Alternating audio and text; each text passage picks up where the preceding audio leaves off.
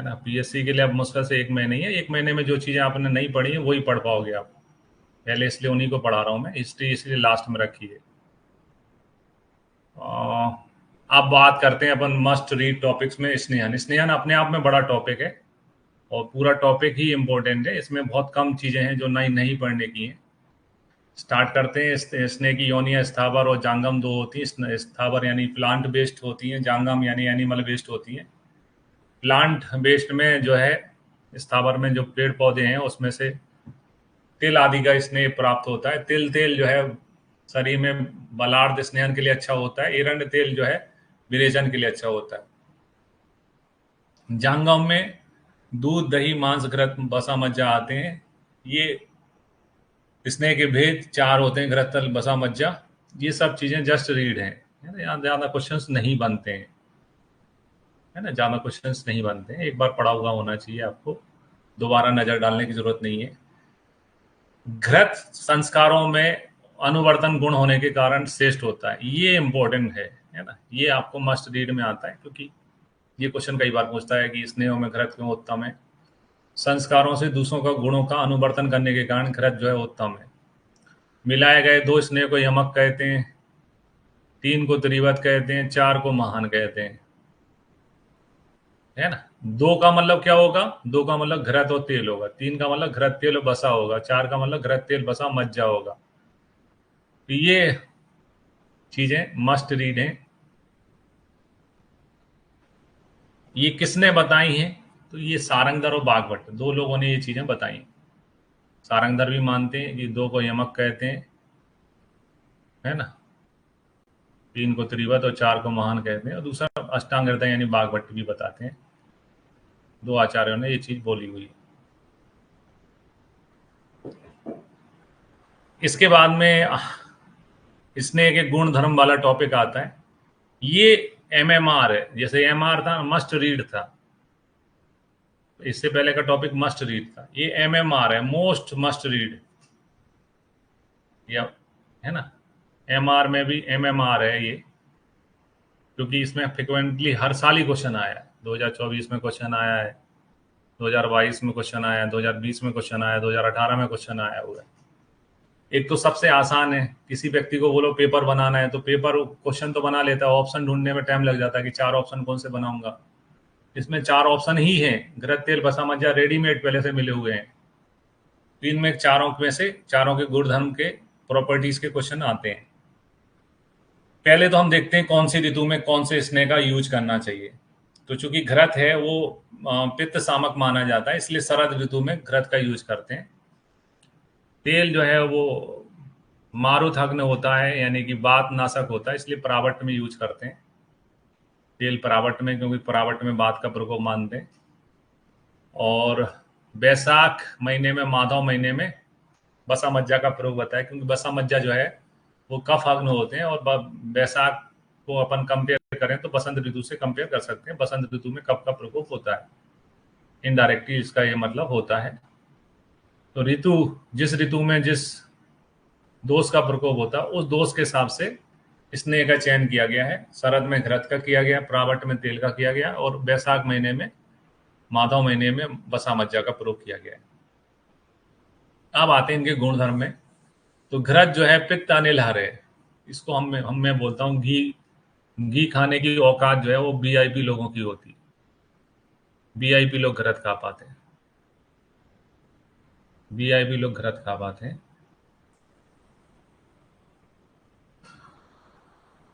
है ना। वीआईपी लोग घृत खा पाते हैं। तो घृत जो है वो पित्त अनिलहर होता है।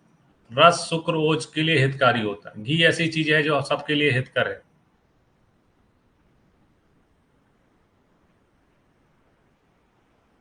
तो अच्छा शब्द जो यूज किया संस्कृत में घृत के लिए हितम यूज किया है। संस्कृत में घृत के लिए हितम शब्द लिखा है, रस शुक्र ओजसम हितम, ठीक है। वहीं अपन तेल में देखेंगे तो तेल में लिखा है मारुथग्नम नाचा श्लेष्मवर्धनम बल वर्धनम। मारुथग्नम यानी बात नाशक होता है लेकिन कफ को नहीं बढ़ाता है, बल का वर्धन करता है। तो यहाँ वर्धन शब्द आता है तेल में। और मज्जा में देखें तो मज्जा में विवर्धन शब्द आता है। ये भी गौर करने के तरीके हैं। कि ये श्लोक पूरा आ जाएगा तो हम कैसे इस श्लोक से भी पहचान पाएंगे, है ना। घृत में हितम, घृत सबके लिए हितकारी है। बल, तेल पहलवान लगाते हैं, बल को बढ़ाता है उनके। और मज्जा जो है धातुओं में विवर्धन यानी बड़ी हुई धातु है, 6वें नंबर पे आती है। फिर आए घृत की प्रॉपर्टीज, रस सुक्रोज को बढ़ाने के अलावा है, हितकर के अलावा निर्वापन है। निर्वापन का मतलब होता है दाह सामक। घृत दाह सामक होता है। मृदुकर होता है, यानी कि शरीर में मृदुता लेके आता है। स्वर वर्ण प्रसादन करने वाला होता है, स्वर को बढ़ाने वाला, वर्ण को ठीक करने वाला होता है। जैसे स्वर के लिए, है ना, बचादी घृत आपने सुना होगा, बच्चों में यूज करते हैं बच्चों की आवाज को अच्छा करने के लिए।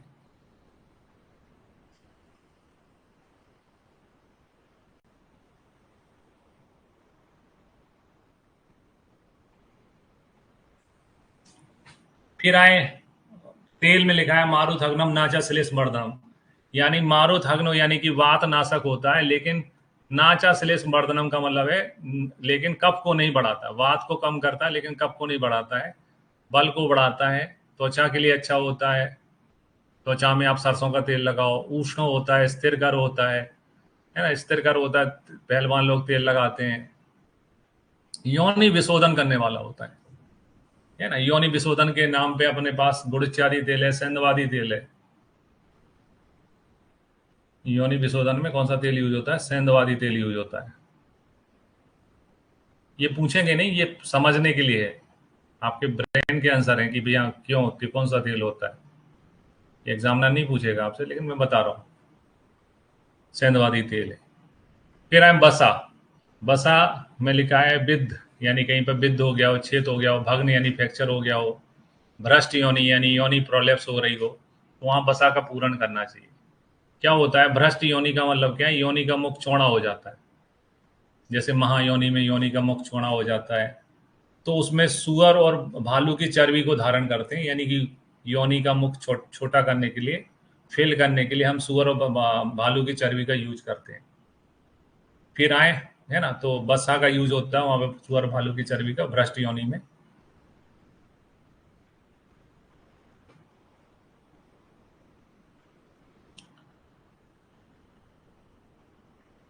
तेल में ध्यान रखना है ना।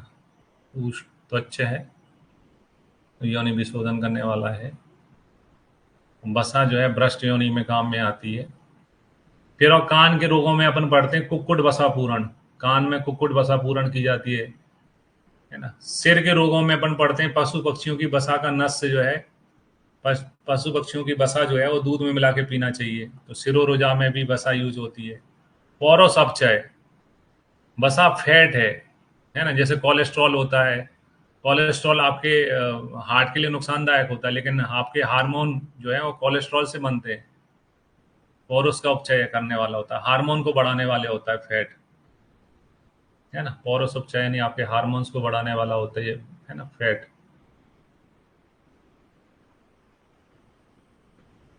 सेक्सुअल जो हार्मोन्स होते हैं उनको बढ़ाने वाले होती है फैट।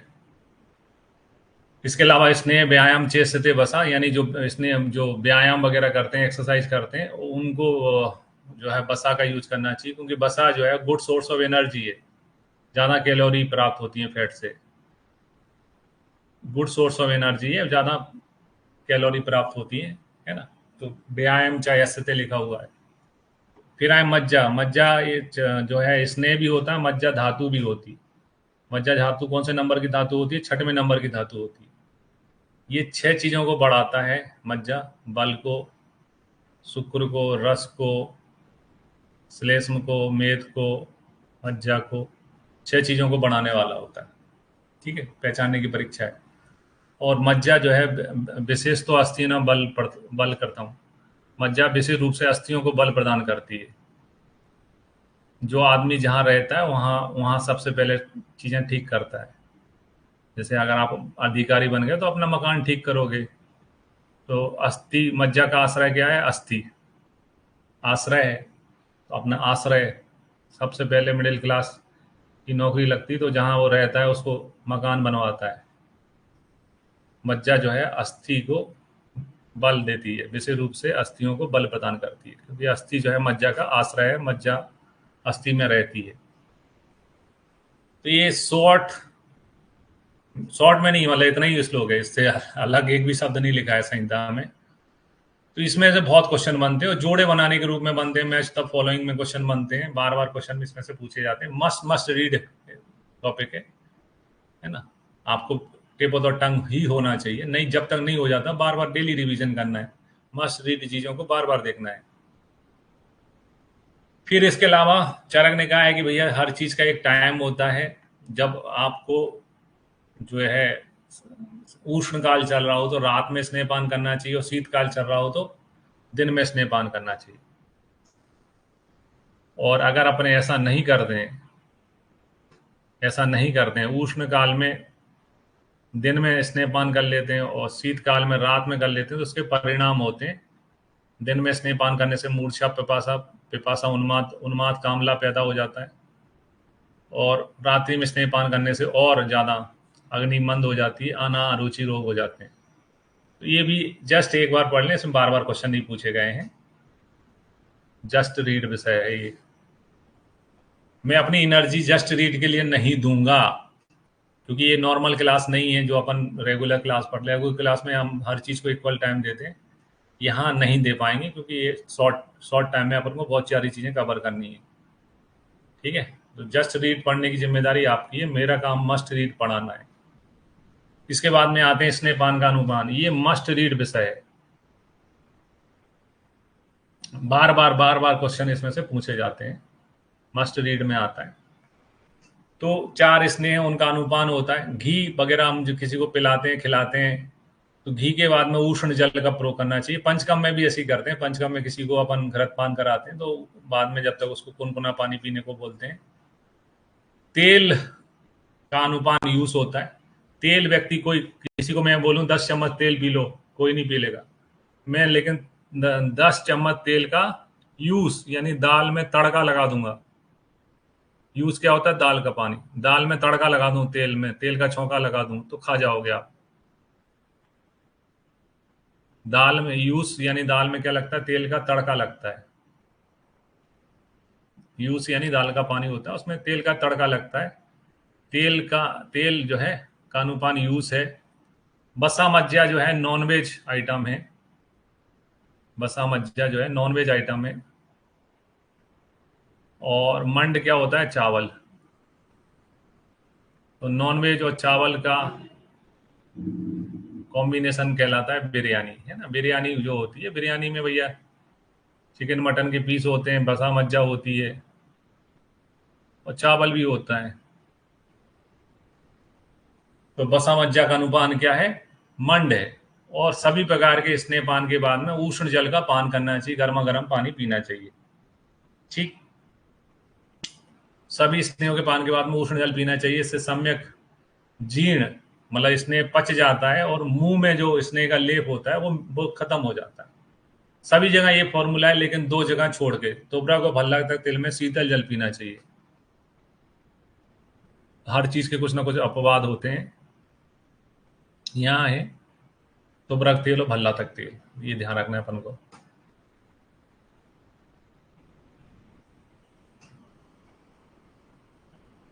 तोबरक तेल और भल्ला तक तेल में शीतल जल पिया जाता है। फिर आए स्नेह की प्रावचारणाएं। प्रावचारणाएं का मतलब होता है, एक पेशेंट को मैंने भर्ती किया, भर्ती करने के बाद में बोला आपका स्नेहपान होगा। स्नेहपान के बाद में बोला आज 2 चम्मच घी पीना पड़ेगा, उसने पी लिया। दूसरे दिन मैंने बोला 10 चम्मच पीना पड़ेगा, 10 चम्मच उसने मना कर दिया कि 10 चम्मच तो नहीं पी पाऊंगा। तो हमें क्या करना है, खाने के माध्यम से लोगों को स्नेहन पहुंचाना है। जैसे आप घी नहीं खाते लेकिन घी में बना गाजर का हलवा खा लेते हो, है ना। तेल नहीं पीते हो लेकिन तेल में तले हुए पकौड़े खा लेते हो, ब्रेड पकौड़ा खा लेते हो। ब्रेड पकौड़ा खाओगे तो भी आपके शरीर में तेल चला जाएगा। तो प्रापचारणा ऐसे ही होता है, भोज द्रव्यों के साथ में स्नेह का सेवन करना, है ना। प्रापचारणा मतलब भोज द्रव्यों के साथ में स्नेह का सेवन करना। तो ऐसे कितने कॉम्बिनेशंस होते हैं, ऐसे कॉम्बिनेशंस की संख्या बताई गई चरक में 24 आइटम है अपने पास। 24 घंटे अवेलेबल है, किचन चालू है 24 घंटे, किचन आइटम है, किचन 24 घंटे चालू रहती है। मस्ट रीड चीज है, कितने बताएं? 24। काश्यप बच्चों से संबंधित है। आपने कहा भैया पकोड़े तल के दो, तो भैया बच्चे कुछ चीजें नहीं खाते हैं, बच्चे को सारी चीजें नहीं खिलाई जा सकती। तो काश्यप में थोड़ा सेलेक्टिव हो गए। 24 के स्थान पर संख्या कितनी बताइए? 20। ठीक है, इनमें से कुछ नाम जैसे कामलेख है, ये ध्यान रखना है। बाकी है ना, नाम तो जस्ट रीड है, संख्या मस्ट रीड है। लेकिन कोई व्यक्ति जो है पंचकर्म के प्रति आस्था लेके आता है कि नहीं डॉक्टर साहब आप तो जो बोलोगे मैं करूंगा, आप बोलोगे घी पीना, आधा किलो पीना, मैं आधा किलो पी जाऊंगा। तो ऐसे व्यक्ति में जहां पर केवल शुद्ध स्नेहपान कराते हैं, जिसमें कुछ नहीं मिलाते हैं, ना कोई भोजन द्रव्य मिलाते हैं ना कुछ मिलाते हैं, उसको अच्छपान कहते हैं। यह प्रथम प्रथम मुख्य कल्पना, यानी फर्स्ट चॉइस यही होनी चाहिए हमारे ऋषियों के अनुसार। अगर आपको पंचकर्म में जाना है, स्नान कराना है, तो पहली चॉइस यही होना चाहिए कि भी हम अच्छपान कराएं। तो प्रथम मुख्य कल्पना क्या है? अच्छपान, जिसमें कोई भोज द्रव्य नहीं मिलाया जाता, केवल स्नेहपान कराया जाता है।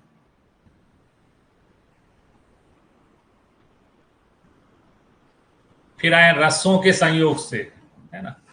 अब जूस लेते हैं लोग, तो अलग अलग फ्लेवर के जूस आते हैं, तो भैया अलग अलग फ्लेवर वाली प्रवसायनाएं भी बनाई जा सकती हैं। तो उन्होंने रसों के संयोग से 63 बताई, और एक अच्छपान ऐसे करके टोटल, है ना, टोटल कितनी हो जाती है? 64 हो जाती है।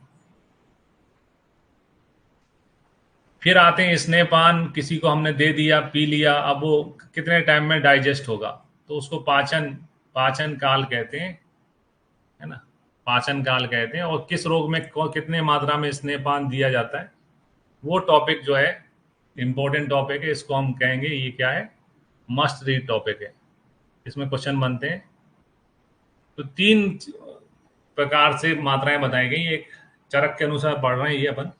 एक ह्रस्व मात्रा होती है जो कि 2 याम, एक याम में 3 घंटे होते हैं, यानी 6 घंटे में पच जाती है, वो ह्रस्व मात्रा होती है। मध्यम मात्रा जो है 1 दिन यानी कि 12 घंटे में पचती है। और उत्तम मात्रा जो है अहोरात्र यानी 24 घंटे में पचती है। तो डाइजेस्ट होने के टाइम का आधार पर मात्राएं जो है 3 बताई गई। किसने बताई है? चरक ने बताई है 3 मात्राएं। अब इसमें से ह्रस्व मात्रा कहाँ यूज होती है? तो ज्वर कांस अतिसार में ह्रस्व मात्रा यूज होती है। याद रखने का तरीका है जैक, जैक, ज्वर कांस अतिसार यानी जैक। जिसके कम नंबर आ रहे होते हैं, एग्जाम दी, कम नंबर आ गए, वो जैक जुगाड़ लगाता है, यार कैसे भी करके मेरे नंबर बढ़ जाएं, मेरा सिलेक्शन हो जाए। तो जो छोटा छोटा होता है, ह्रस्व होता है, वो जैक लगाता है, जैक जुगाड़ लगाता है। जैक यानी ज्वर कांस, ज्वर अतिसार कांस।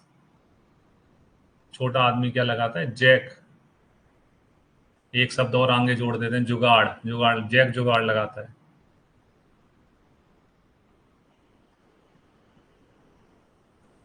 मध्यम मात्रा जो है संशोधन के लिए होती है, संशोधन कराते हैं अपन स्किन स्किन डिसीज में, है ना। स्किन डिसीज जो आरुस्क है, स्पोर्ट है, पीड़िका है, कंडू है, पामा है, ये सब स्किन डिसीज है। स्किन डिसीज में संशोधन कराया जाता है। मतलब पंचकर्म स्किन डिसीज में बहुत एप्लीकेबल हो रहता है। इसके अलावा कुष्ठ में प्रमेय और बात शोणित। कुष्ठ की चिकित्सा क्या होती है? स्थूल व्यक्ति में जो है मतलब कुष्ठ में संशोधन कराया जाता है बार बार। प्रमेय में स्थूल प्रमेय को संशोधन कराया जाता है। वातरक उत्तान और गंभीर होता है। उत्तान और गंभीर में, उत्तान में बही परमाणु चिकित्सा होती है, गंभीर में पंचकर्म होता है। तो ये तीनों रोग हैं जिसमें पंचकर्म होता है और उसमें मध्यम मात्रा यूज होती है। याद रखने का तरीका जो सिंपल है वो है, मध्यम वर्ग वाले जो लोग रहते हैं, जो मिडिल क्लास होते हैं, वो अपने कपड़े खुद वॉश करते हैं। कपड़ा कपड़ा कपड़े खुद जो है वॉश करते हैं। बास यानी धोते हैं, अपने कपड़े खुद धोते हैं। तो ये मध्यम वर्ग वाले ऐसा करते हैं। तो कुष्ठ का, प्रमेय का पा, ये हो गया कप, कपड़ा, और ये बात का हो गया वास, कपड़े वॉश करते हैं।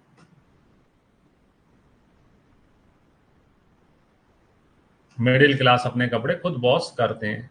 का कपड़ा वॉश, ये का, ये पा और ये बॉस, कपड़े वॉश करते हैं कौन? मिडिल क्लास लोग। अमीर आदमी तो धुलवाते हैं, मिडिल क्लास खुद धोते हैं। फिर है उत्तम मात्रा।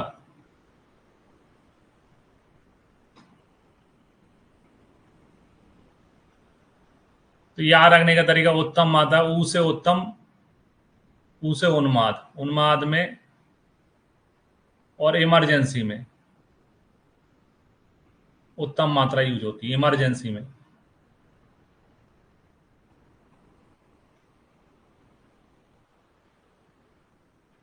इमरजेंसी क्या है?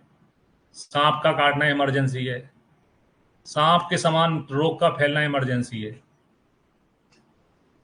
स्टॉप हो जाना, किसी चीज का रुक जाना, अवरोध हो जाना, संग हो जाना, इमरजेंसी है। जैसे विबंध में किसका अवरोध होता है? मल का, मल रुक जाता है।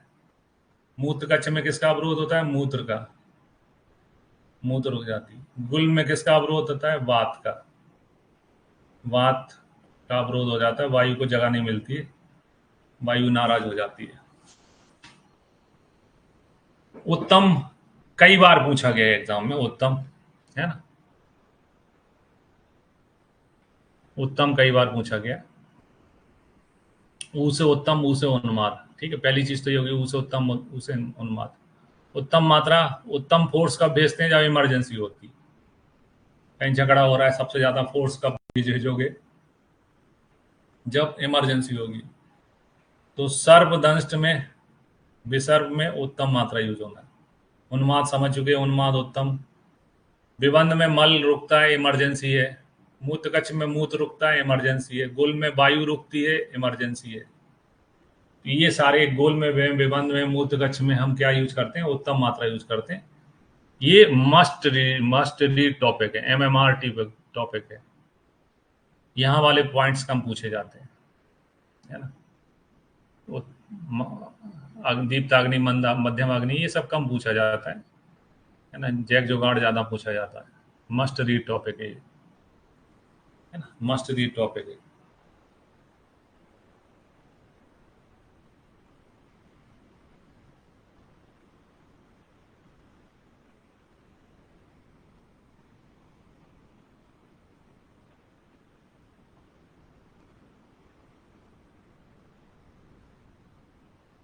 ठीक, आ रहा है समझ में?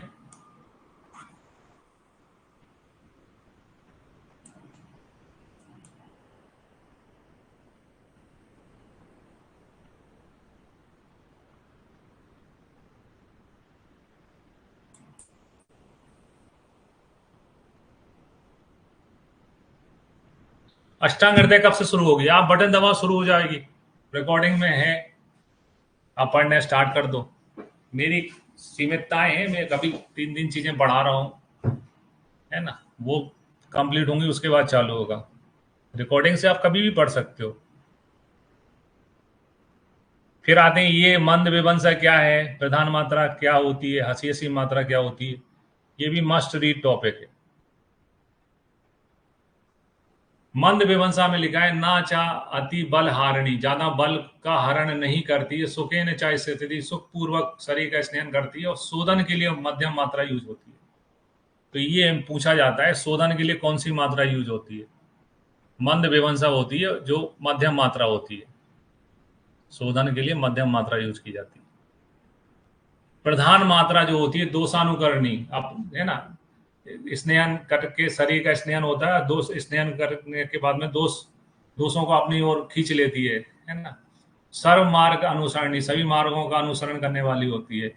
बल्य है पुनर्नवकारी, शरीर को फिर से नव नव नव बनाने वाली, शरीर इंद्रियों में चेतना प्रदान करने वाली होती है। तो दोषानुकरणी मात्रा सर्व मार्ग अनुसरणी कौन सी होती है, ये पूछा जाता है। दोषानुकरणी मात्रा सर्व मार्ग अनुसरणी कौन सी मात्रा होती है, पूछा जाता है। तीसरा, हंसी हंसी मात्रा के बारे में क्वेश्चन आता है कि ये टेस्टिंग के लिए होती है। आप भैया घी घी पिलाना स्टार्ट कर रहे हो, ऐसा तो नहीं बीच में बंद कर देगा। तो हंसी हंसी हंसी हंसी मात्रा स्नेह की परीक्षा के लिए दी जाती है, जिसकी मात्रा हरस हरस से भी कम होती है, यानी कि जो हमें 2 याम से कम समय में भी पच जाती है। तो ये मात्रा जो है बागभट ने बताई है। हंसी हंसी मात्रा किसने बताई? बागभट ने बताई है। इसमें से भी क्वेश्चंस बनते हैं, है ना। स्नेहन अपने आप में ऐसा टॉपिक है जिससे बहुत सारे क्वेश्चन बनते हैं। फिर आते हैं गुण धर्म में। गुण धर्म यानी कि जो हम स्नेह यूज करते हैं, तेल गरद बसा मज्जा यूज करते हैं, ये किस रोग में कहाँ पर यूज करने के लिए बताया गया है, इसका निर्देश यहाँ पे मिलता है। और ये भी मस्ट रीड टॉपिक है, 4 ऑप्शन है, एग्जाम में पूछा जाता है इस परिस्थिति में कौन सा स्नेह यूज करेंगे, ये भी मस्ट रीड है। तो घृत में लिखा है वात पित्त प्रकृति में, वात पित्त रोगों में। घी के लिए मैं हमेशा बोल रहा हूँ, घी घी कौन खाता है, वीआईपी लोग खाते हैं, गरीब आदमी को घी नसीब नहीं होता है। घी क्या के लिए, वीआईपी लोगों के लिए। बी का मतलब बात, पी का मतलब पित्त। घी वीआईपी लोगों। मुझे बताओ, एक दुकान है मिठाई की, मिठाई की दुकान पे कौन घी के लड्डू खाएगा, खरीदेगा, वो कौन बोलेगा लड्डू दे दो सिंपल, वीआईपी लोग, है ना। छत छीड़ में घृत का यूज होता है, छत छीड़ में घृत का यूज होता है, जैसे अमृत प्रास घृत।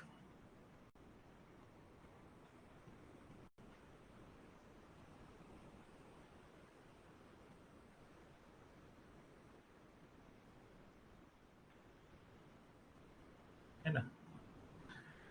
इसके अलावा जहां कामा का घृत जो है वो काम की चीज है। घी क्या है, घी फेंकने की चीज नहीं होती, काम की चीज है।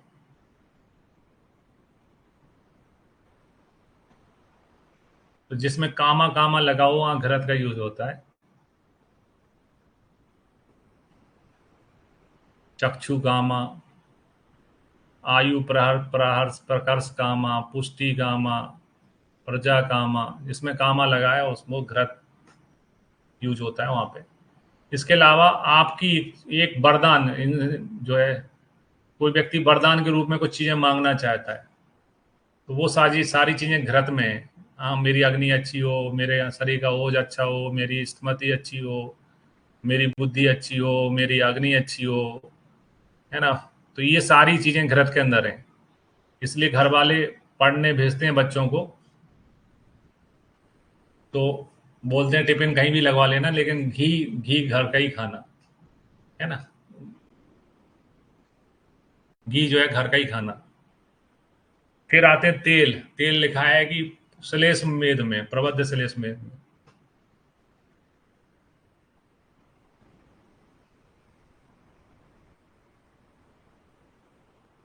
तेल क्या करना चाहिए, कम खाना चाहिए, तेल हमेशा कम लेना चाहिए। तो तेल जो है कफ के लिए है, माँ और माँ मेद, कम यानी मेद के लिए है।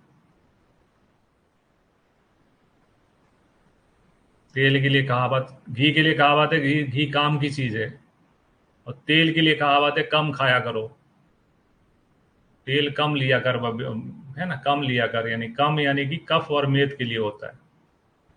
प्रबद्ध श्लेष मेद में तेल का यूज होता है। इसके अलावा वात व्याधि में तो तेल लगना ही है, तेल की दुकान पे जाना ही पड़ता है तेल खरीदने। तो वात प्रकृति में, वात व्याधि में तेल का यूज होता है। इसके अलावा इंपॉर्टेंट चीज है, कृमि कोष्ठ, कूर कोष्ठ और नाड़ी व्रण में किसका यूज होता है, तेल का यूज होता है। अब हमको कृमि कोष्ठ, पूर्ण कोष्ठ और नाड़ी कोष्ठ बार बार याद रखना है। तो इनका नाम को याद करने के लिए हमने एक तेल का नाम बना लिया, कनक तेल। जैसे कनक छीरी तेल होता ना, है ना, कनक छीरी में कनक को ले लिया, कनक, कनक को ले लिया। तो का मतलब क्या हो गया, कनक में। का मतलब होगा कृमि में, काम में आता है तेल, कृमि कोष्ठ में। ना का मतलब हो गया नाड़ी वर्ण में, काम में आता है।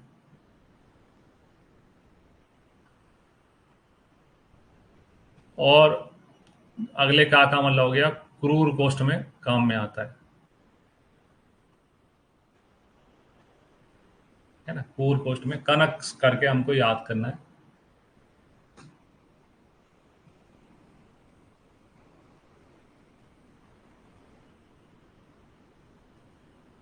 ना।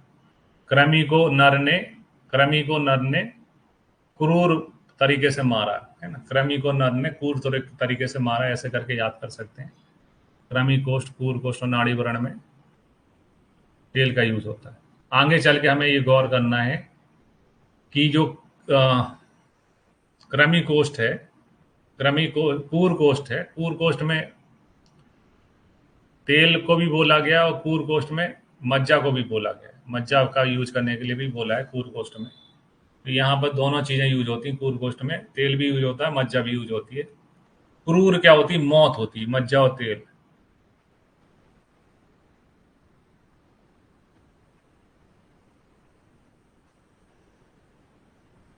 क्रूर क्या होती है? क्रूर, क्रूर यानी निर्दयी तरीके से किसी को मारना।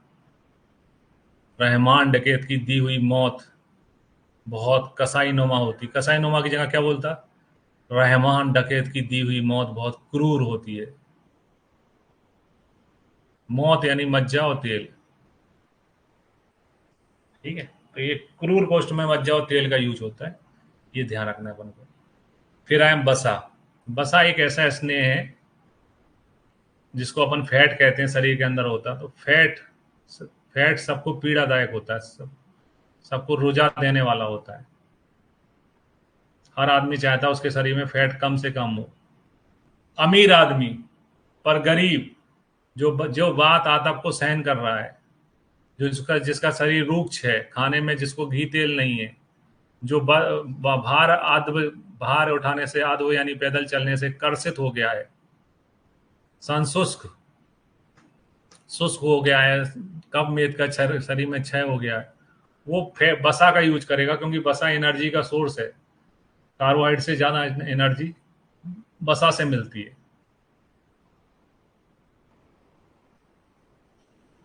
है ना, बसा से मिलती है।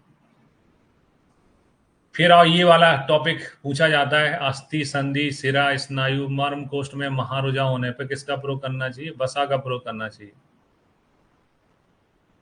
महारुजा शब्द आता, महारुजा शब्द को पकड़ लो। आपको एक ही चीज महारुजा देने वाली है, वो है फैट। हर आदमी, हर एक्टर अपने यही बोलता है कि मेरे शरीर में से मैं फैट को खत्म करना चाहता हूँ, हमारे शरीर में से फैट को हटाना चाहता हूँ। तो महारुजा जहाँ शब्द लिखा है वहां पे बहुत इंपॉर्टेंट है, वो बसा के लिए आता है। पीड़ादायक क्या? शरीर में फैट यानी बसा। अस्थि संधि सिरा स्नायु मर्म कोष्ठ में महारुजा होने पर बसा का प्रयोग करना चाहिए। चिकनाई की जरूरत होती है आपको, शरीर में चिकनाई की जरूरत होती है। याद करने के हिसाब से बोला बनने की फैट है, फैट महारुजा देती है, जबकि ये महारुजा का इलाज है ना। महारुजा का क्या है? इलाज है। फिर और मज्जा। मज्जा जो है, मज्जा धातु भी शरीर को के लिए इंपॉर्टेंट है। जहां जरूरी होती है वहां मज्जा क्या लगा देती है? धक्का लगा देती है। मज्जा क्या लगाती है? धक्का। तो ये धा हो गया हमारे लिए, धसमरा का धा, घा हो गया। क्लेश का का हो गया, और क्रूर गोष्ठ का का हो गया, धक्का लगाती है। क्लेश को सहन करने में वाले लोगों में धसमरा यानी जो जो भी खाते हैं वो पच जाता है उन लोगों में, और क्रूर गोष्ठ में जो है मज्जा का प्रयोग करना चाहिए।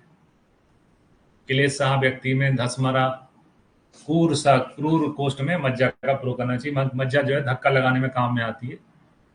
कहने का मतलब जैसे एथलीट्स हैं, फौजी हैं, इनको बहुत है ना कई कई किलोमीटर तक पैदल चलना होता है, बहुत सारी जो है जगह लड़ाई लड़नी होती है, शरीर में एनर्जी चाहिए होती है, और ये जो भी खाएं वो पच जाता है। तो ऐसे लोगों को मज्जा का सेवन करना चाहिए।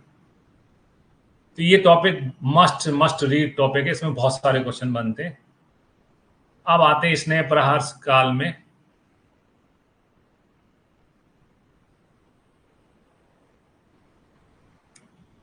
ये भी मस्ट रीड है। मृदु कोष्ठ में अधिकतम 3 दिन तक स्नेहपान कराना चाहिए। मृदु कोष्ठ वो होता है जिसमें आसानी से विरेचन हो जाता है ना। और कूर कोष्ठ वो जो होता है जिसमें है ना आसानी से विरेचन नहीं होता। कूर कोष्ठ में ज्यादा दिन तक, 7 दिन तक स्नेहन कराना चाहिए। मृदु कोष्ठ में 3 दिन तक कराना चाहिए। फिर आए स्नेहन की योग अयोग। ये जस्ट रीड है, इसमें ज्यादा क्वेश्चन नहीं बनते हैं, है ना। स्नेहन किसे? स्नेहन हमेशा अपन बात विकारों में स्नेहन का प्रयोग करते हैं, लेकिन उरुस्तम आम बात में स्नेहन के अयोग होते हैं। उरुस्तम में स्नेहन करने से दोष और स्तंभित हो जाते हैं। आम बात में स्टार्टिंग कंडीशन में रूक्ष श्वेत कराया जाता है, बालू का श्वेत कराया जाता है। स्नेहन नहीं कराया जाता आम बात में। आम बात में क्या कराते हैं, बालू का शोधित कराते हैं स्टार्टिंग में। तो ये कुछ अपवाद हैं, इनमें ये स्नेहन के अयोग्य हैं। वाद व्याधि में स्नेहन कराते हैं लेकिन ऊर्ध्व स्तंभ आम बात में नहीं कराते हैं, ये हमें ध्यान रखना है। जस्ट रीड है।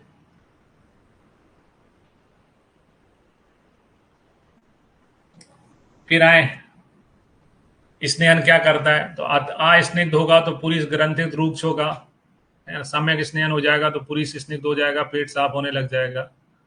और अति स्निग्ध में शरीर में पांडुता आ जाती है, पूरी पूरी सस्य विपक्ता हो जाती है। और अष्टांग हृदय ने ये कहा है कि भैया आप जो जो इसने मुंह से खाते हो वो लैट्रिन से निकलने लग जाएगा।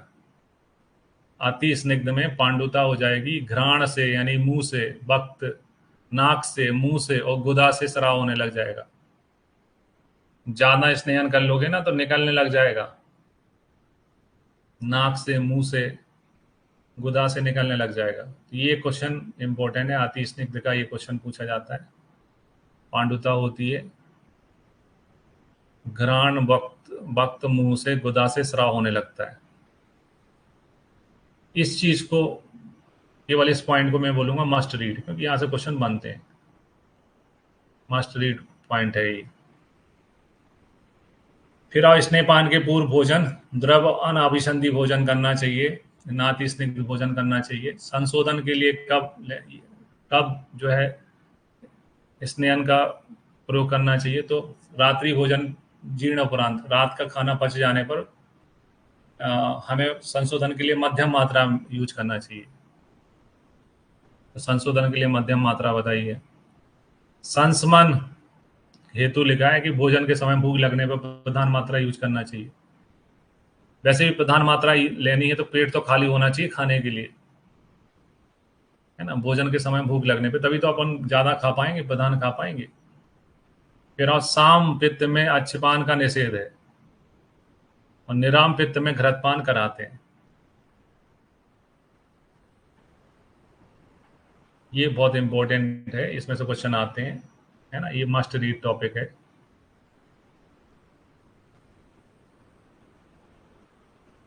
फिर आओ, मृदु कोष्ठ का परिचय दिया हुआ है। मृदु कोष्ठ में पित्त प्रबल होता है, कफ न्यून होता है, वात मंद होती है ना। मृदु कोष्ठ में सुखपूर्वक विरेचन हो जाता है। ये जस्ट रीड है, इसमें कभी कभार क्वेश्चन बना है। स्नेह के व्यापक इंपॉर्टेंट है, स्नेह के व्यापक उनकी चिकित्सा मस्ट रीड है, पूछी जाती है, मस्ट रीड है। स्नेह व्यापक में की संख्या पूछी जाती है, 19 है। और इन 19 में आर्स आता है, उदर रोग आता है, ग्रहणी आता है, और इनमें तक्र अरिष्ट का यूज होता है। स्नेह व्यापक की चिकित्सा में तक्र का यूज होता है, ये पूछा जाता है। चरक संहिता में तक्र अरिष्ट का प्रयोग काय में बताया गया है, तो स्नेह व्यापक की चिकित्सा में भी बताया गया है। कहानी क्या है, देखो हमारे पास होता है दही, इसको हम क्या करते हैं, मथते हैं, दही का मंथन करते हैं, तो दो चीजें बनती हैं। एक तरफ बनता है घी और एक तरफ बनता है तक्र यानी छाछ। ये दोनों दोस्त हैं, पहले मिले हुए थे, इनका ब्रेकअप कराया हमने। तो जब हम खाने में ज्यादा घी खा लेंगे तो तक्र पी लेना चाहिए। जैसे दाल बाटी खाते हैं, दाल बाटी में खूब घी डलता है, तो उसको बैलेंस करने के लिए आपको छाछ जरूर पीना चाहिए। ये छाछ क्या है, घी को मिलेगा, अरे भाई दोस्त, ब्रदर, चल चल चल मेरे साथ चल तू, तो ये शरीर से बाहर निकाल देगा थोड़ा घी आपका, घृत व्यापक को, है ना, स्नेह व्यापक को शांत कर देगा, है ना। स्नेह व्यापक को शांत कर देगा। तो स्नेह व्यापक की चिकित्सा में तक्र अरिष्ट का प्रयोग होता है, ये ध्यान रखना है अपन को।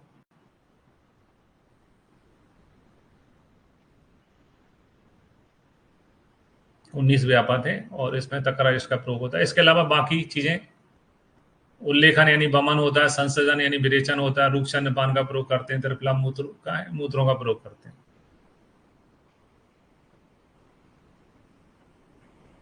फिर ये भी टॉपिक मस्ट रीड है, वामनार्ध स्नेह और विरेचार्ध स्नेह के बारे में बताया है। स्नेहपान के एक दिन बाद द्रव उष्ण मांस और भात खिला के वमन कराना चाहिए।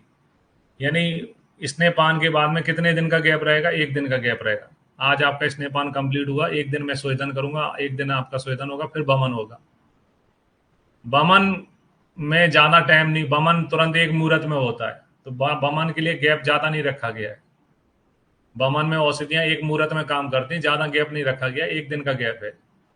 विरेचन में औषधियां 3 पहर यानी कि 9 घंटे शरीर में रुकती हैं, फिर अपना असर दिखाती हैं। तो विरेचन में ज्यादा गैप है, विरेचन में 3 दिन का गैप है, 3 दिन यानी चौथे दिन विरेचन कराते हैं। 3 दिन बाद का मतलब क्या होगा, चौथे दिन विरेचन कराते हैं। स्तनपान कंप्लीट हो गया, 3 दिन तक स्वेदन चलता रहता, स्वेदन के बाद में 3 दिन के बाद में विरेचन कराता है। यहाँ विरेचन के लिए पर्याय आया है प्रायस्कंदन, ये क्वेश्चन बहुत पूछा जाता है। प्रायस्कंदन किसका पर्याय है? प्रायस्कंदन किसका पर्याय, ये पूछा जाता है। प्रायस्कंदन विरेचन का पर्याय है। ठीक। फिर आप विचारना जस्ट रीड है ना, विचारना में ज्यादा क्वेश्चन नहीं बनते। सद स्नेहन में मस्ट रीड है। सद स्नेहन का मतलब जल्दी स्नेहन हो सके इसके लिए क्या यूज करना चाहिए। तो 2-3 ऑप्शन दिए हैं, उसमें से एक ऑप्शन पंच प्रसिद्धि पेया है ना। पंच प्रसिद्धि पेया में चारों घृत तेल बसा मज्जा एक एक प्रतिशत रहते हैं, और तंडुल यानी चावल भी 1% रहते हैं। टोटल 5% चीजें हो जाती हैं, है ना। 1% बनाओ 2 पल होता है, इतना तो आपको पता है ना। तो सद स्नेहन में काम में आती है। इसके अलावा किसी भी स्नेह में लवण मिला दो तो जल्दी स्नेहन हो जाता है, क्योंकि लवण अभिसंधि रहता है, आरूक्ष होता है, सूक्ष्म होता है, इसलिए सोतस में जल्दी प्रवेश करा जाता है, उष्ण व्यवाही होता है। तो स्नेह में लवण मिलाने से जल्दी स्नेहन क्यों होता है, क्योंकि स्नेह लवण जो है अभिसंधि रूक्ष सूक्ष्म उष्ण व्यवाही होता है। ठीक है, तो ये पूछा जाता है। फिर ये जस्ट रीड है, खाने के पहले लिया गया जो स्नेह जो है अधोभागों का, मध्य में लिया गया मध्य के भागों का, और बाद में लिया गया स्नेह ऊर्ध्व के भागों के रोगों को नष्ट करता है। बागवट ने 7 सद स्नेहन योग बताए, इनमें से कभी कभार क्वेश्चन बनाए, है ना। जस्ट रीड है ये था चर का अनुसार। अब अपन को अगर सिलेक्शन चाहिए तो हमें सभी के अनुसार पता होना चाहिए। तो चरक में तो चरक का स्नेह अध्याय 13वां अध्याय था सूत स्थान का। सुश्रुत में सुश्रुत चिकित्सा अध्याय 31 है। स्नेह उपयोगिक चिकित्सा अध्याय, इस चिकित्सा स्थान के इस चैप्टर में स्नेहन विधि का वर्णन है। अब हमें सुश्रुत की दृष्टि से पढ़ना है कि क्या चीजें इंपॉर्टेंट है। तो इनने भी स्नेह की योनियां 2 बताई, स्थावर जांगम। स्नेह के फिर 4 बताए, घृत तेल बसा मज्जा। ये सब जस्ट रीड था। मस्ट रीड कुछ स्पेशल बताया जो एग्जाम में आता है, स्पेशली यूपीएससी में आता है ये। तो इन्होंने बहुत सारे उदाहरण दिए, उसमें से कुछ में क्वेश्चन बनते हैं, जैसे कृष्णीकरण।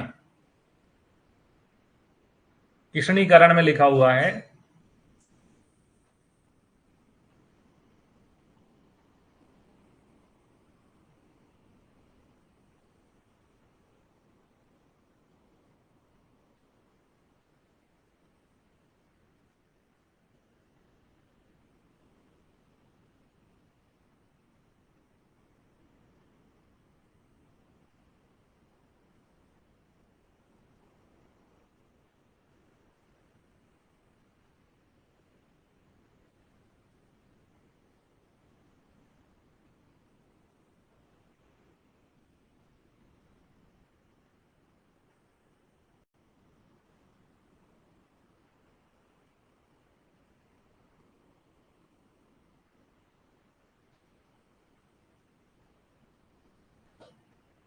है ना।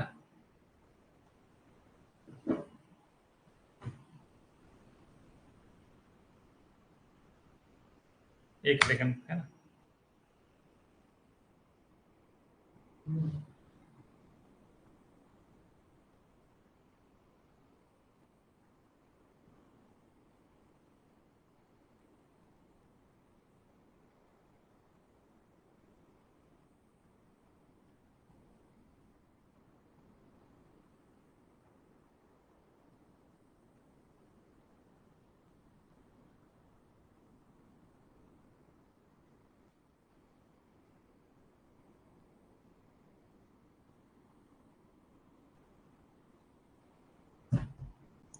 कृष्णीकरण के लिए, यानी कि कहीं पर हमें कुछ चोट लग जाती है, चोट को हमें वापस से काला करना है, तो उसमें किसके तेल का यूज करना चाहिए? तो इन्होंने बताया भल्लातक बिबिता को मदन फल तेल का यूज करना चाहिए।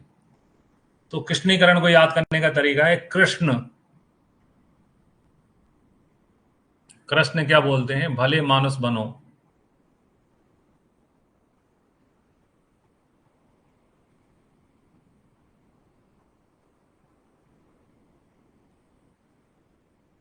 भले मानुस बनो।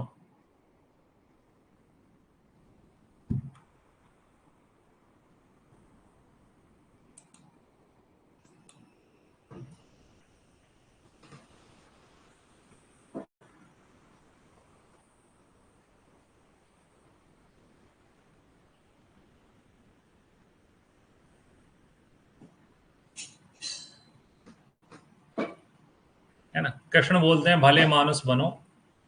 पांडु जो है, पांडव, है ना, कृष्ण क्या बोलते हैं? भले मानुस बनो।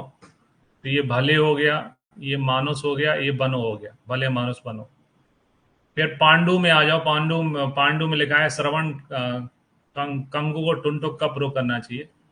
तो महाभारत में जो पांडव थे उनके ऊपर क्या था? संकट था। है ना? महाभारत में क्या था? पांडवों के ऊपर क्या था? संकट।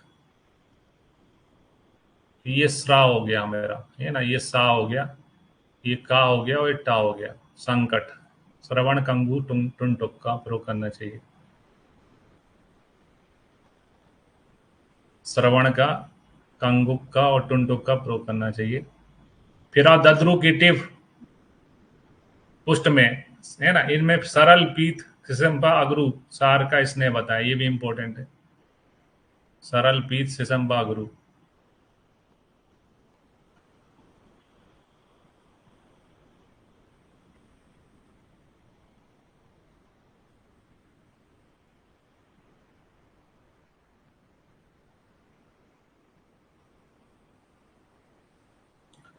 ठीक है। फिर आए कसाय कल्पनाएं। कसाय कल्पना का उल्लेख किया इसी चैप्टर में, जस्ट रीड है ना। इसने पाक के 3 प्रकार बताए, ये मस्ट रीड है, चरक से थोड़ा भिन्न है। सुश्रुत मस्ट रीड में है ये। इन्होंने बताया कि मृदु पाक में पान भोजन का प्रयोग में लेना चाहिए, मृदु पाक वाला इसने। मध्यम पाक में नस्य अभ्यंग में लेना चाहिए। चरक मध्यम में मृदु बताते हैं, मृदु पाक बताते हैं, और अभ्यंग में खर पाक बताते हैं, जबकि ये मध्यम पाक बताते हैं। बहुत इंपॉर्टेंट है। और खर पाक वाला जो है बस्ती और कर्ण पूरण में यूज में लेना चाहिए। फिर आओ स्नेह की सिद्धि के लक्षण। घृत पाक और तेल पाक में स्नेह सिद्धि के लक्षण में लिखा हुआ है कि घृत में रकार की मात्रा नीचे होती है, तो घृत में फैन की शांति होती है।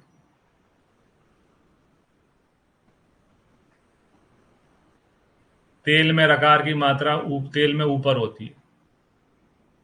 तेल में लिखा है फेनो अति मात्रा, है ना, फेनो अति मात्रा देखने को मिलती है।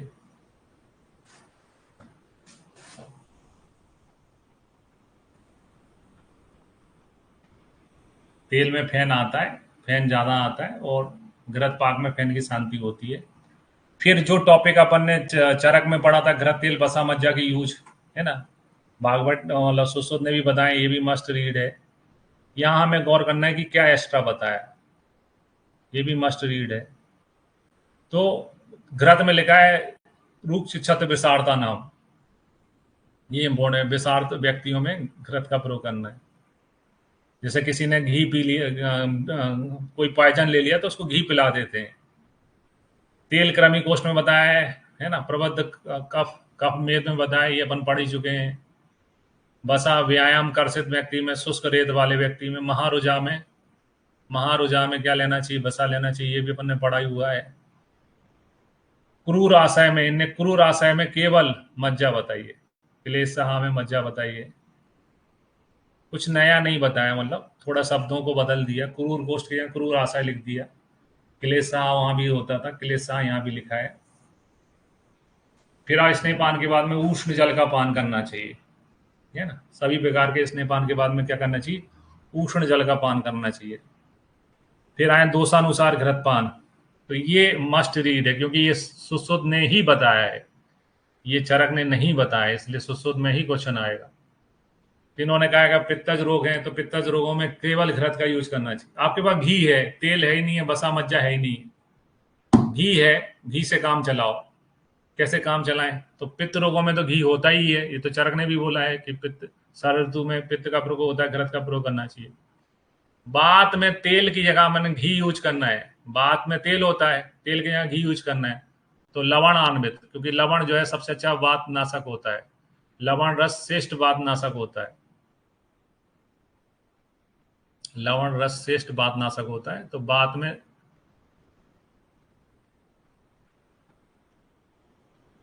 लवण मिला के घी लेना चाहिए।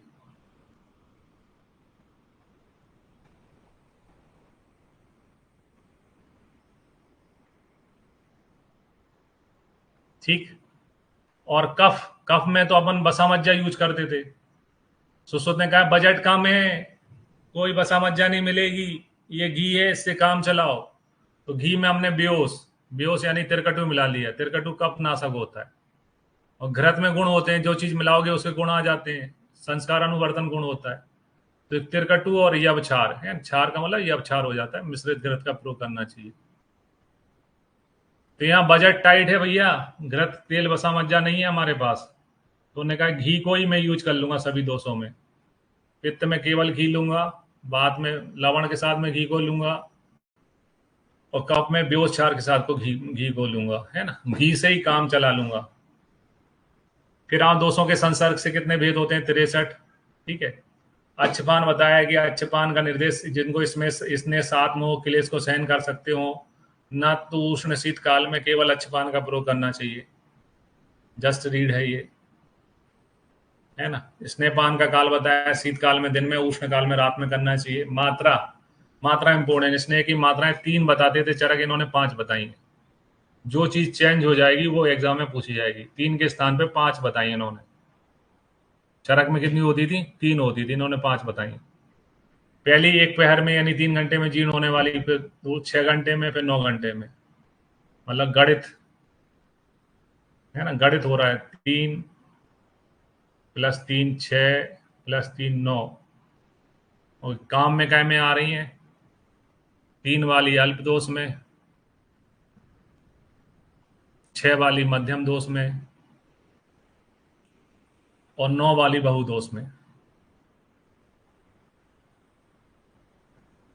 फिर चौथी है 12, 12 घंटे में, है ना, जीर्ण होने वाली। ये मद मूर्छा में काम में आती है। मद मूर्छा के कितने भेद होते हैं? 4 भेद होते हैं। मद के भी 4 भेद होते हैं चरक में, और मूर्छा के भी 4 भेद होते हैं। मद मूर्छा के 4 भेद होते हैं चरक में।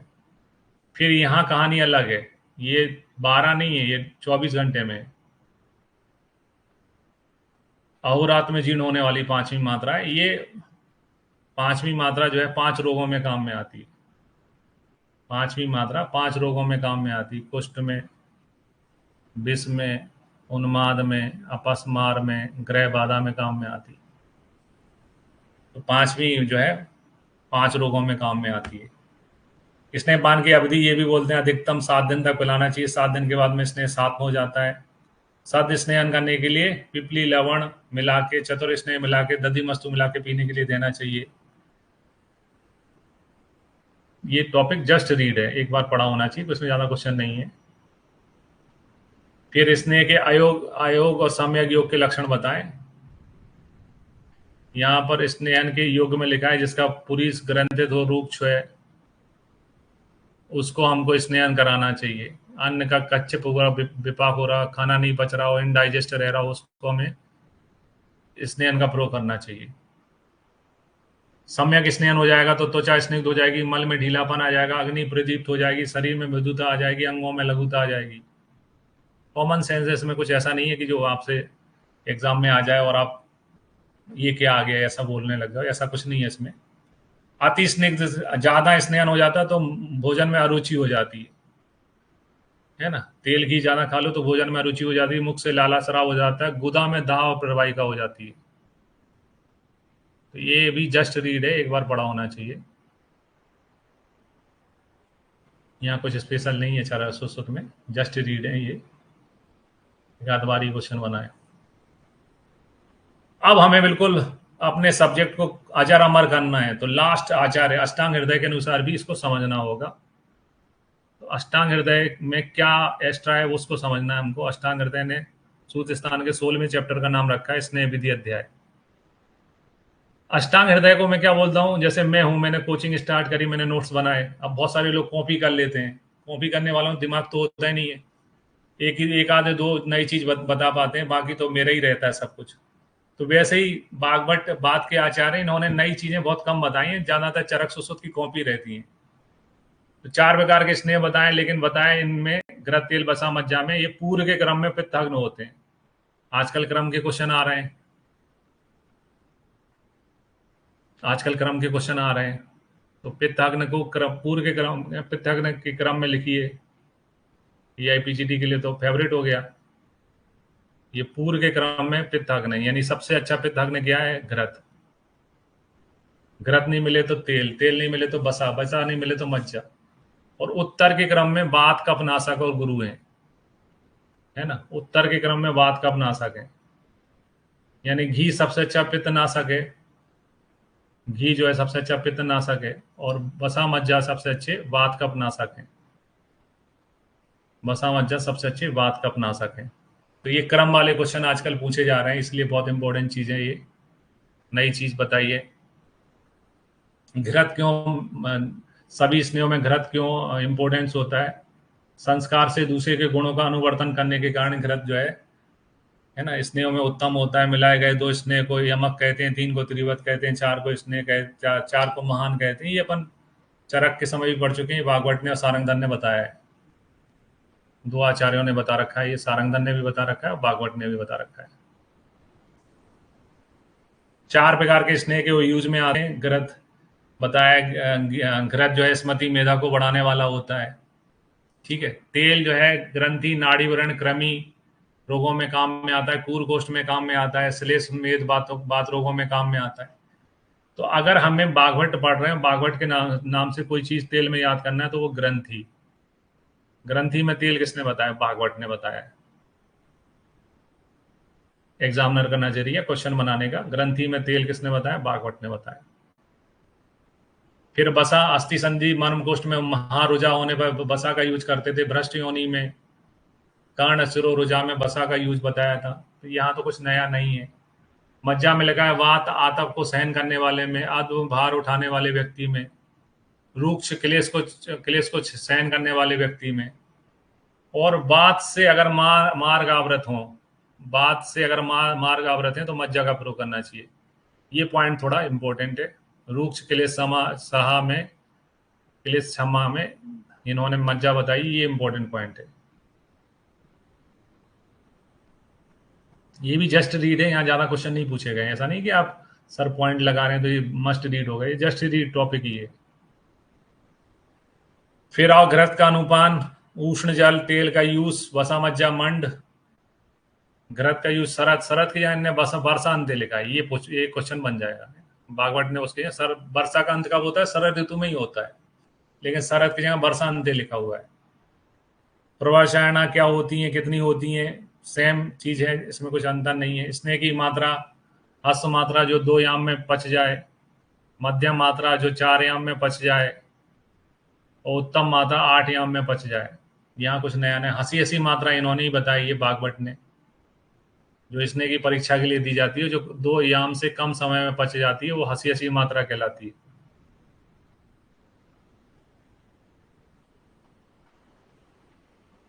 ठीक है, 2 याम से भी कम समय में जीर्ण हो जाती है, ये बागवट ने बताई, इनके नाम से पूछी जाएगी।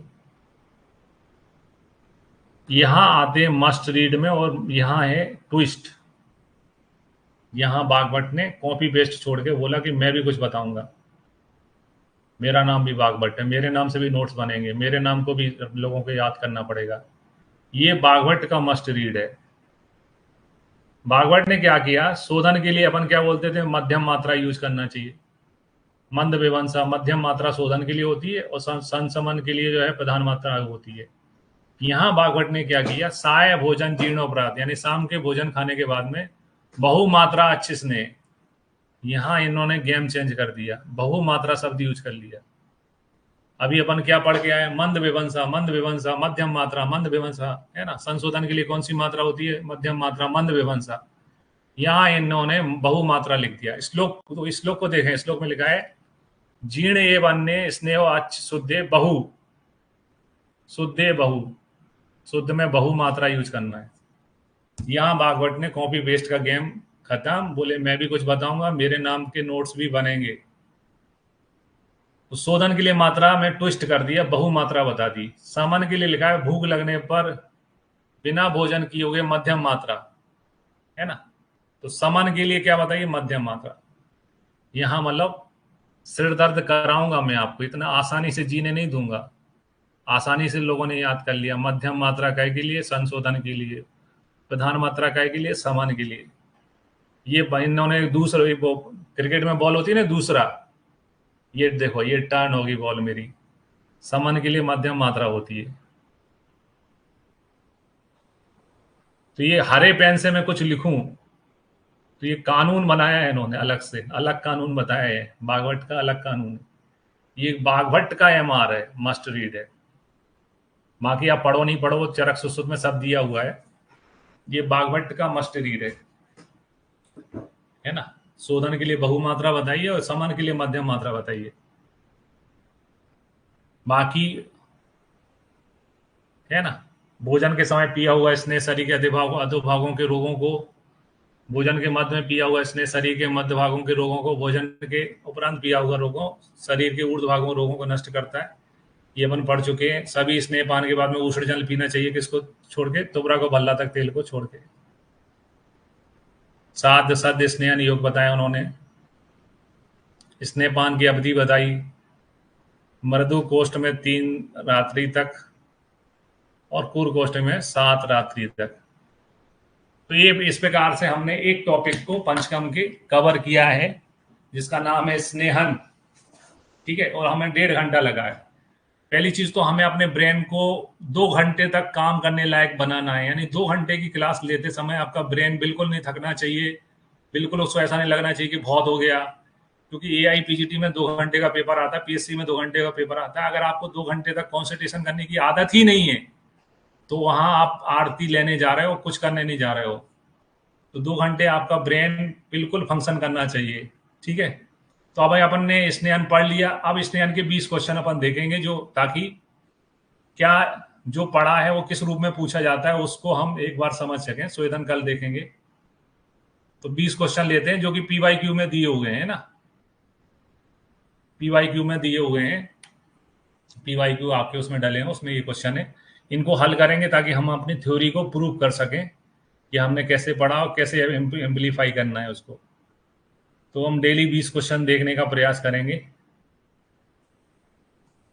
तो पहला क्वेश्चन है जो कि एआईपीजीटी 2025 में आया हुआ है, यहाँ पे पूछा है चरक के अनुसार स्नेहपान की मध्यम मात्रा, हर्ष मात्रा को मंद विभंसा कहते हैं। तो अब मुझे ये गलत है, हर्ष को नहीं कहते हैं, मध्यम को कहते हैं। मध्यम को कहते हैं मंद विभंसा, हर्ष को नहीं कहते हैं, गलत है।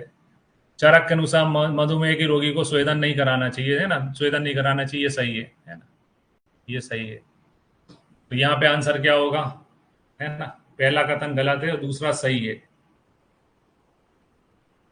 पहले का आंसर बताओ भैया सब लोग, चैट बॉक्स में लिखो, दिखाओ अपना कॉन्सेंट्रेशन।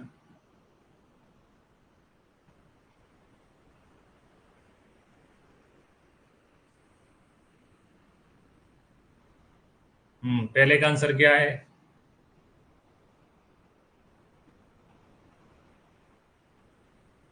डी है। क्लियर है इसमें। स्वेदन अभी हमने पढ़ा नहीं है, इसलिए मधुमेह में स्वेदन नहीं कराना चाहिए, अभी स्वेदन में पढ़ेंगे। ठीक है, पहला ठीक हो गया। दूसरे क्वेश्चन में आते हैं जो कि 2025 में आया था, पंचकम से, पंचकम विषय का ही है। इसमें लिखा हुआ है कि नस्य एवं वस्तीकरण के समय स्नेहपान वर्जित है ना। देखो, नस्य और बस्ती जो है, इनमें स्नेहपान की जरूरत नहीं होती है, क्योंकि इनके कंटेंट में स्नेह स्नेह का यूज होता है। तो ये कथन तो जो है सही है ना। और अगला है कि सर्वदंश में स्नेह की उत्तम मात्रा यूज करती है, ये भी सही है। दूसरे का आंसर बताओ भाई सभी लोग, दूसरे का आंसर बताओ।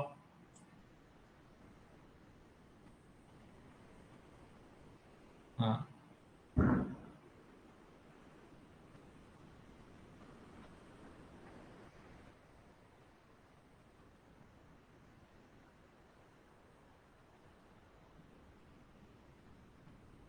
सभी लोगों को आंसर देना है, सभी लोगों को देना है।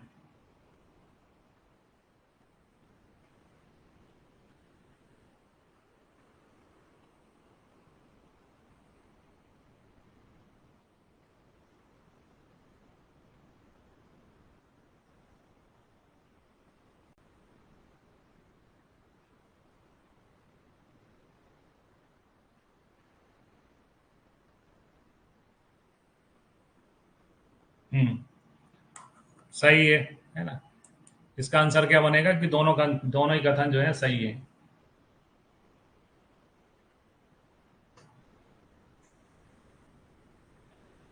फिर आए ये मिलान, है ना। मिलान में अपन देखते हैं तेल क्या होता था, शरीर को स्थिर करने वाला होता था, त्वच होता था, स्थिर होता था। घृत जो है शरीर के लिए मृदुकर होता था।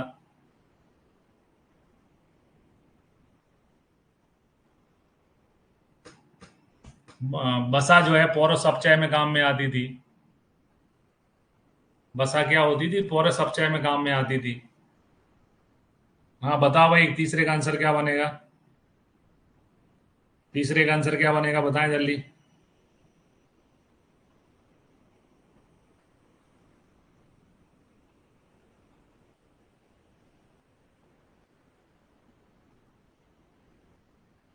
तीसरे का आंसर क्या है, जल्दी बताएं।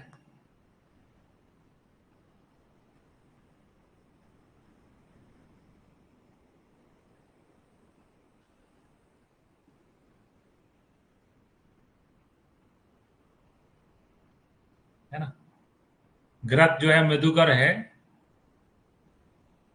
तेल जो है स्थिर कर है, बसा जो है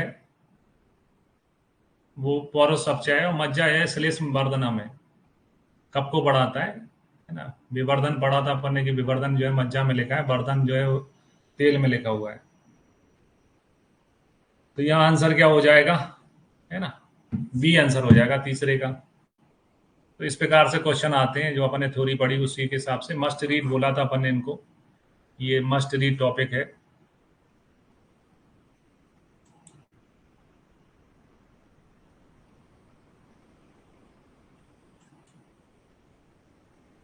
तो नेक्स्ट मस्ट रीड टॉपिक है, बाहर साली क्वेश्चन आते हैं, अपन ने पढ़ा था। तो वही बसा क्या है, पौरस अपचय है। हितकारी शब्द किसमें लगा रहता है, हित हित शब्द किसमें लिखा था, अपन ने पढ़ा था। हित क्या है, कृत। मज्जा क्या है, अस्थियों को बल प्रदान करती है।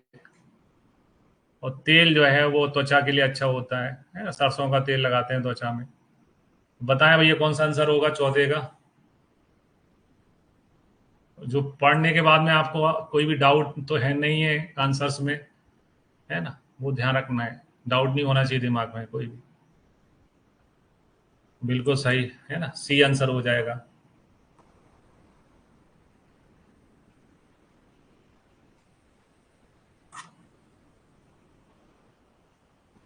फिर नेक्स्ट क्वेश्चन है, निम्नलिखित में कौन सा स्नेह भ्रष्ट योनि। भ्रष्ट योनि मैंने बोला था, योनि का मुंह चौड़ा हो जाता है तो अपन पशु जो है भालू और सुअर की चर्बी धारण करते हैं। भालू और सुअर की चर्बी, चर्बी यानी बसा का उपयोग करते हैं। तो पांचवें का आंसर क्या है, बसा, है ना। पांचवें का आंसर क्या है, बसा। फिर आए छठे का आंसर बताएं सभी लोग, है ना। योनि विशोधन के लिए कौन सा स्नेह का यूज होता है, जल्दी बताएं छठे का आंसर। छठे का आंसर बताएं, योनि विशोधन के लिए क्या होता है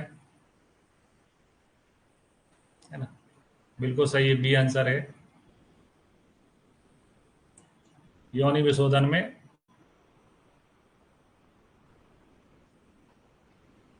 योनि विशोधन क्या है, सेंधवादी तेल, है ना, आपने बोला था सेंधवादी तेल होता है।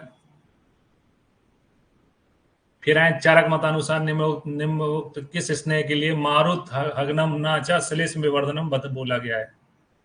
बात नाशक है लेकिन कफ को नहीं बढ़ाता है। किसके लिए बोला गया? तेल के लिए बोला गया है ना। ये अपन ने मस्ट रीड टॉपिक बोला था कि इसमें से क्वेश्चन आते ही हैं। फिर आओ दोषानुकरणी सर मार्ग अनुसरणी, कौन सी मात्रा होती है जो कि दोषानुकरणी है, सर मार्ग अनुसरणी है? दोषानुकरणी सर मार्ग अनुसरणी क्या होती है? प्रधान मात्रा होती है, उत्तम मात्रा होती है। तो 8वें का आंसर उत्तम मात्रा है। चरक मतानुसार, देखो यहाँ पर मत अलग अलग है, यहाँ पर इसलिए उनने चरक लिखा क्योंकि बागभट्ट अलग बोलते हैं, है ना। चरक मतानुसार मंद विभंसा मात्रा किसके संदर्भ में कहा गया है? तो स्नेह की मध्यम मात्रा के संदर्भ में कहा गया है ना। मध्यम मात्रा मध्य जो मंद विभंसा होती है संशोधन में काम में आती है।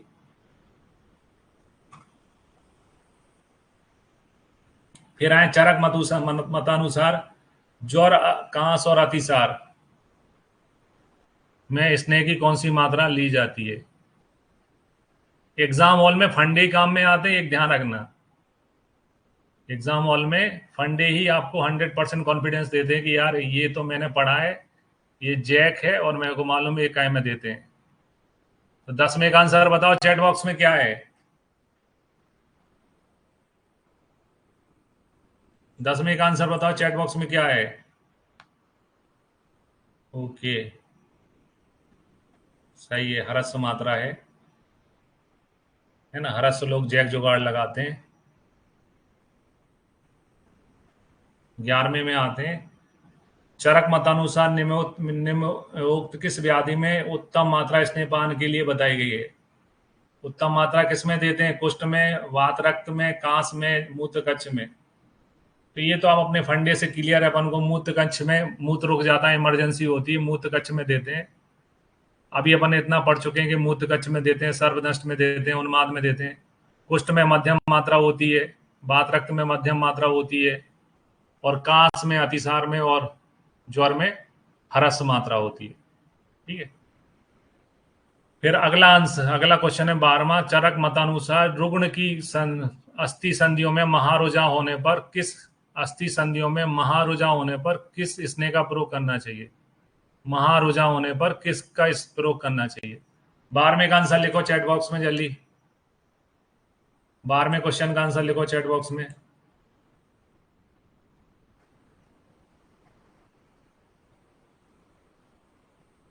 बिल्कुल सही है ना। बसा है, फैट है जो हमें महारुजा देती है, हमें शरीर में से घटानी है। फंडे का क्वेश्चन है, फंडे के क्वेश्चन कभी गलत नहीं होते। फिर इसी टाइप का क्वेश्चन 19 के अलावा 18 में भी पूछा गया। अस्थि संधि स्नायु मर्म में अत्याधिक रोजा, महारोजा के यहाँ हिंदी में पूछ लिया, अत्याधिक रोजा होने पर क्या करना चाहिए? क्या का यूज होना चाहिए अत्याधिक रोजा होने पर? महारोजा को क्या है बोला हिंदी में? अत्याधिक रोजा, है ना, बसा का यूज करना है। फिर आए निम्नलिखित में से कौन से व्यापक में तक्र अरिष्ट का निर्देश किया गया है? 14 का आंसर बताओ भाई, 14 का आंसर बताओ। क्वेश्चन नंबर 14 का आंसर बताएं। छाछ पियानु मस्त रहानु, दाल बाटी खाओ छाछ पियो, बन जानी लाइफ। दाल बाटी खाना, छाछ पिवानु, बन जानी लाइफ। 14 का आंसर क्या है? स्नेह व्यापक है ना। स्नेह व्यापक में अपन तक्र का प्रयोग करते हैं, तक्र इष्ट का प्रयोग करते हैं। फिर आप कूर कोष्ठ में कितने दिन तक स्नेह स्नेह पान कराना चाहिए? 15 का आंसर लिखो जल्दी फटाफट। कूर कोष्ठ में कितने दिन तक स्नेह पान कराना चाहिए?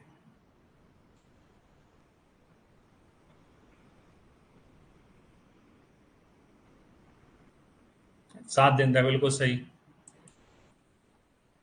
15 का 7। ये क्वेश्चन आपकी PYQ में दी है, घबराने की जरूरत नहीं है। फिर आए चरक के अनुसार स्नेहपान के लिए तेल सेवन का अनुपान क्या है? क्या अनुपान है? तेल तेल का तड़का काय में लगता है? तेल का तड़का काय में लगता है? जल्दी बताओ, फंडे का क्वेश्चन है। 16 का आंसर बताएं चैट बॉक्स में। 16 का आंसर बताएं चैट बॉक्स में। बिल्कुल सही, यूज आंसर है। यूज आंसर है।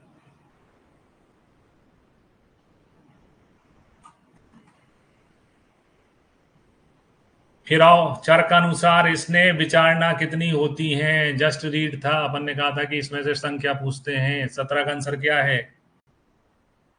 बिल्कुल सही, बिल्कुल सही। 17 का आंसर है 24। स्नेह की विचारणा या प्रवचारणा कितनी बताइए? 24।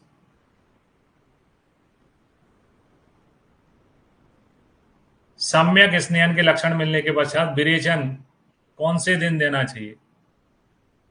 कौन से दिन लिखा है? कितने दिन बाद नहीं लिखा है, कौन से दिन लिखा है। यहीं पर लोगों का कभी कभी ब्रेन काम नहीं करता है।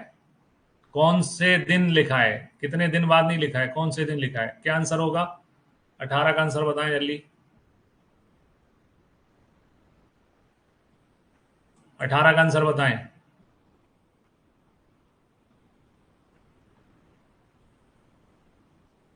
बिल्कुल सही। चौथे दिन का मतलब होगा 3 दिन बाद। इतना कॉमन सेंस आपका दिमाग चलना चाहिए। जो चीज जैसी बड़ी वैसी नहीं पूछी जाती, थोड़ी बहुत आगे पीछे भी पूछ लेते हैं। चौथे दिन यानी 3 दिन बाद।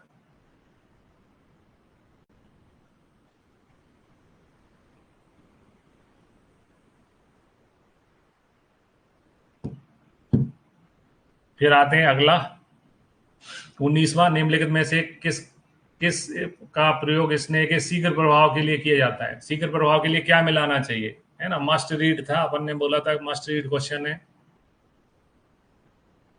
19 का आंसर क्या है? क्वाथ, मधु, लवण, क्या मिलाना चाहिए सद्य स्नेहन करने के लिए, जल्दी स्नेहन करने के लिए? 19 का आंसर क्या है? बिल्कुल सही, सी आंसर है।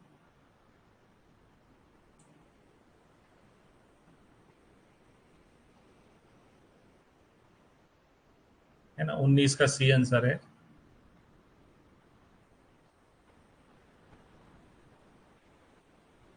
चरक अनुसार मात्रा बस्ती में स्नेह की कौन सी मात्रा होती है ना? मात्रा बस्ती में स्नेह की कौन सी मात्रा मध्यस्थ होती है? हरस मात्रा, मध्यम मात्रा, उत्तम मात्रा। तो स्नेह मात्रा बस्ती में सबसे कम मात्रा यूज होती है, हरस मात्रा। है ना, सबसे 20 का आंसर क्या? ए। तो इस पैटर्न से हम लोग क्रैश कोर्स या रिवीजन क्लासेस करेंगे। और धीरे धीरे, मतलब 2 घंटे तक मेरा खींचने की इच्छा है कि क्लास 2 घंटे चले, ताकि आपको 2 घंटे की आदत रहे। मैंने देखा है बहुत सारे बच्चे साल भर मेहनत करते हैं, एग्जाम का पेपर देके आते हैं और बोलते हैं कि सर वो मेरा अच्छा नहीं गया, मेरा वहाँ कॉन्सेंट्रेशन नहीं हो पा रहा था। क्योंकि 2 घंटे तक माइंड को कॉन्सेंट्रेट करना इतनी आदत नहीं होती आजकल। रील रील का युग आ चुका है। लोग रील देखने के आदी हो चुके हैं, ज्यादा कॉन्सेंट्रेशन नहीं रख पाते लंबे समय तक। तो उसकी आदत डालना है। ठीक है, तो आज के लिए इतना ही। अब नेक्स्ट क्लास जो अपनी रेगुलर होती थी, वो फिजियोलॉजी की क्लास 8:30 बजे 8 बजे से रहेगी। है ना, 8:30 से रहेगी। और कल इसको आगे अपन यहीं जो है कंटिन्यूस करेंगे यहीं से। 8:30 से नेक्स्ट क्लास रहेगी।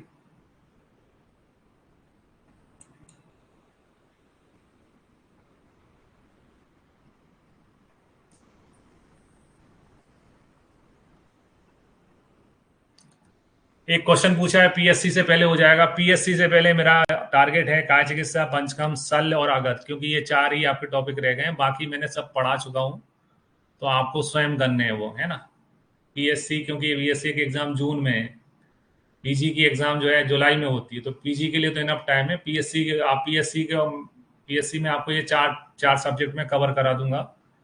पंचकर्म, काय चिकित्सा, शल्य और आगत। बाकी मैंने आपको सालक से शुरू से पढ़ाया, तो आप सबको कवर करना है अभी। ठीक है। अष्टांग मॉर्निंग में ही होगा, पहले सुश्रुत खत्म होगा, फिर अष्टांग चालू होगा।